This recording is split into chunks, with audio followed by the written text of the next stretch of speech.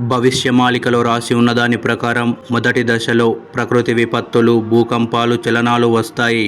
Natural disasters, earthquakes, moments అంటే ప్రకృతి సహజంగా మనకు పాఠాలు నేర్పబోతుంది. ప్రకృతి పరిస్థితులు, భూకంపాలు, భారీ వర్షాలు ఇది మన పాపాల ఫలితమే. కలియుగం చివరిలో ప్రకృతి ఇంకా పెద్ద ప్రభావం చూపించబోతుంది. ప్రకృతి పరిస్థితులు, వాతావరణ మార్పులు మరింత తీవ్రమైన అవరోధాలను కలిగిస్తాయి. భూమి పునరుద్ధరణ, అగ్నిపర్వతాలు మరింత విస్తృతంగా జరగనున్నాయి. అవి మానవాళిపైన ప్రతికూల మార్పులను చూపించనున్నాయి. రెండవ దశ మానవ సమాజం మార్పులు, చేంజ్ ఇన్ ఉమెన్స్ సొసైటీ. ఈ దశలో మానవ సమాజం కూడా పూర్తిగా మారిపోతుంది. మారుతున్న రాజకీయాలు, ఎకానమీ, ఆరోగ్య వ్యవస్థలు మరియు యాంత్రికతలపైన ఆధారపడిన జీవన శైలి మనం చూస్తున్నాం. పాపం, సత్యం, అహంకారం ఈ సమాజానికి బలంగా పుంజుకుంటున్నాయి. మానవ సంబంధాలు తగ్గిపోతాయి. అనేక మంది వ్యక్తులు ఒంటరిగా విడిపోయిన స్థితిలో ఉంటారు.